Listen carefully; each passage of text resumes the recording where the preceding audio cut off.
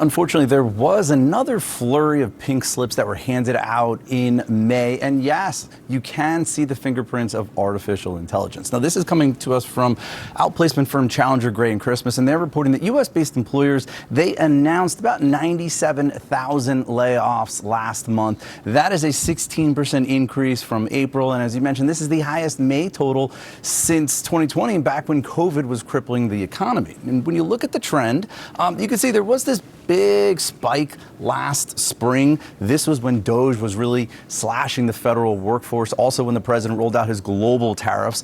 Thankfully, announced layoffs, they have come down since then, but they are up 3 months in a row, and they do remain elevated. So where are these announced layoffs? Well, pharmaceuticals, finance, this is fintech. They're about 5,000 to 6,000 each, almost 7,000 in transportation. But look at technology. That really stands out. Almost 40,000 announced layoffs there alone.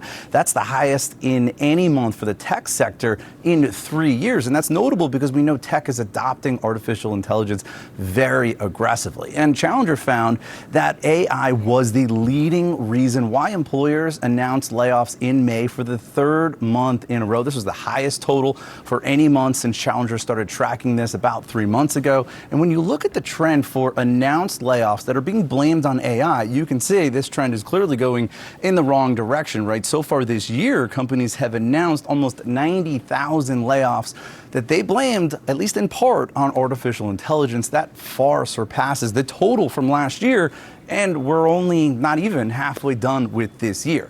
However, what's less clear is how many companies are actually laying off workers because of artificial intelligence, and how many are just saying that because it sounds better than telling shareholders customers just aren't buying our products as much anymore. So there's a lot of debate over that, and Goldman Sachs has said that they found pretty limited impact so far from artificial intelligence on the labor market. And it's also worth noting there are some other indicators out there that paint a more positive picture about the economy and the job market. For example, jobless claims, they do remain low.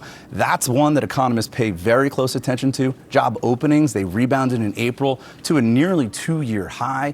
There's now more job openings than job seekers. We haven't seen that since June. And private hiring in May rebounded to the fastest pace that we've seen in 16 months. So there is a bit of a mixed picture here. And Brianna, hopefully we get some more clarity on Friday when the official government jobs report for the month of May gets released. This morning, OpenAI facing a lawsuit brought by the state of Florida, really the first of its kind, saying ChatGPT is dangerous for children, helps mass shooters, and encourages suicide. With us now, CNN's Hadass Gold, who covers all things AI. So what's unique about this? What's going on here? What does it mean? This is the first time that a state has brought a civil lawsuit, not just against OpenAI, but against OpenAI CEO Sam Altman personally. And what Florida is alleging here, they say that ChatGPT was marketed as family friendly, as safe for everyone, when actually they accuse OpenAI of knowing that ChatGPT was dangerous and prioritizing what they called profit over safety. They go through a litany of accusations here. They say that OpenAI knew ChatGPT was unsafe for children, that it helped mass shooters, encourages suicide, has caused public humiliation, that it addicts minors to a tool that they say has very little to no parental oversight, and that it causes minors to lose what they called critical thinking skills. Essentially, all of the criticisms we've heard about ChatGPT, about AI chatbots, they've put into this lawsuit that's really alleging negligence and product liability. Take a listen to the Florida Attorney General. Sam Altman and ChatGPT have chosen the AI race over the safety and security of our kids. They have chosen profit over public safety. And we're not going to stand for it here in Florida. So I do want to get to what OpenAI has said in response to this. And they say that they believe minors do need significant protection, which is why they have put in place what they call industry-leading protections and policies. In particular, they say they've built safety for minors directly into our products, including a more protective experience specifically for minors, an age prediction tool, and defaulting users whose age we are not confident into our more protective experience, and giving parents the tools to monitor their kids' use of AI. But in this lawsuit, Florida is saying that those tools don't actually do enough, don't give parents enough insight to what their children are doing, don't alert parents to when there might be concerning behavior, and they say that there's not really good age gating on these tools. This is really interesting because Florida has set itself apart in terms of how aggressive they're willing to go against these AI companies, specifically OpenAI. Because if you remember back in April, Florida and the same attorney general launched the first ever criminal investigation into an AI company. They accused ChatGPT of essentially aiding and abetting the man accused of that mass shooting at Florida State University last year, killed 2, injured 6. And the Florida attorney general said if ChatGPT had been a human being on the other end of that screen, they would have been criminally charged. And so it's really interesting to see how Florida is deciding to go the route of lawsuits versus government regulation, because there's a bit of a tension between the federal government has tried to prevent states from issuing their own rules and regulations over AI. So instead, Florida, it's going through the courts to try and get something done. Any legal decision that we get on these issues going forward will really be precedent setting. I think we're all looking for signs about which way it's going. As Florida sues OpenAI and rival Anthropic gives it some major competition, the head of the artificial intelligence pioneer has a big day in Washington. A source confirms OpenAI CEO Sam Altman is having high-level meetings today at the White House and on Capitol Hill. Altman's visit comes a day after President Donald Trump signed an executive order designed to tighten cybersecurity. Well, it is the latest in a string of AI headlines, including highly anticipated IPOs like Anthropic's, which we discussed here on the show yesterday. And we are, of course, keeping an eye on these tech stocks. These continue to drive markets in whichever direction those markets are going. Today, most of them trading slightly lower. In fact, Nvidia and Microsoft trading down 3% and 2.5% there, respectively. I want to bring in our AI correspondent, Hadas Gold, for you now. Hadas, I want to talk about why it is that Sam Altman is going to Washington today. What is he hoping to get out of these meetings, and who is he meeting?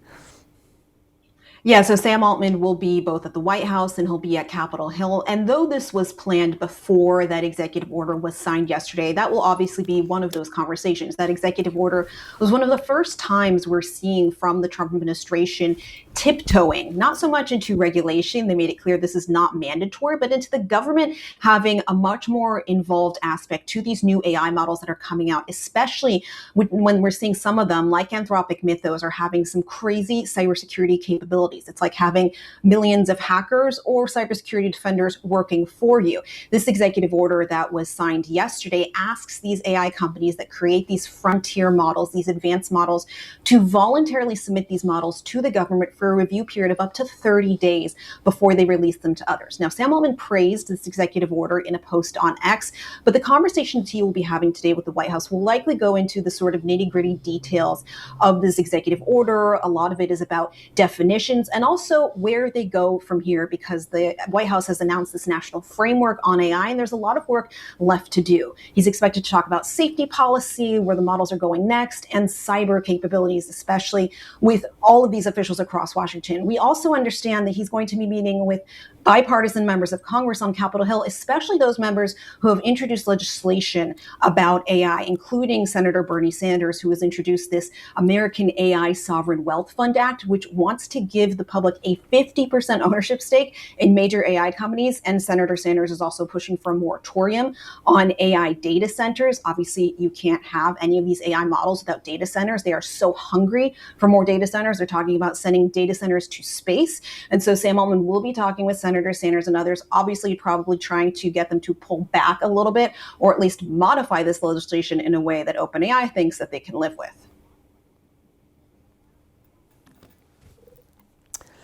This is happening, of course, as we wait for OpenAI to file to go public, after Anthropic, of course, has filed its IPO on Sunday. I mean, these two are massive competitors. We are also on a hair trigger for SpaceX to file its own.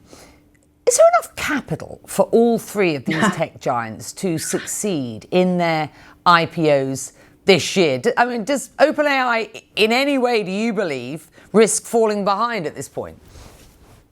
Yeah, it's a big question. Everyone's been waiting for these huge IPOs. We're talking about potentially $1 trillion IPOs each, and it's going to be a wild few days of trading when we first get this one to drop. SpaceX is expected, I believe, sometime next week. Anthropic's filing was their confidential S1, so it's not fully, an IPO just yet. And OpenAI, we are expecting anytime soon. This will be the first time that retail investors will really get to have a piece of this AI boom. And a lot of critics have been questioning, though, whether the funding is outpacing real-world demand. And actually, these filings and through going public and earnings reports, we'll finally get to have a look under the hood at what's actually happening at these companies. What does the financing look like? What are the business practices? Now, analysts are saying that these 3 IPOs represent the largest concentration of pre-IPO capital ever brought to the market simultaneously. So, can the market handle it? Some experts are saying yes, it can. The Economist just published something that says there's lots of investors out there. It's an extraordinarily deep and liquid market. Of course, we'll have to wait and see how the market reacts to these IPOs. As for OpenAI, I think a lot of people were expecting them to go right after SpaceX and then Anthropic to file. I think some people were shocked when Anthropic filed their S1 before OpenAI. And Sam Altman was actually asked about this directly, and he brushed it off, saying that they'll go public when they're ready. He alluded that they're still planning to this year. And some people actually suggest that it's smart for OpenAI to wait, to let Anthropic sort of, absorb some of the initial shock, maybe some of the regulatory, inquiries, because it could give OpenAI a chance to see how the market reacts to them, see how the regulatory industry reacts to them, and then maybe they can quietly restructure things. They can gauge the appetite instead of being, the first to walk into the battlefield. Yeah, keeping a keen eye on these IPOs, not least because from this region, the Gulf wealth is and will be heavily invested, there is no doubt, as this region builds its AI investments and capabilities. It's been fascinating to watch that happen here in the UAE.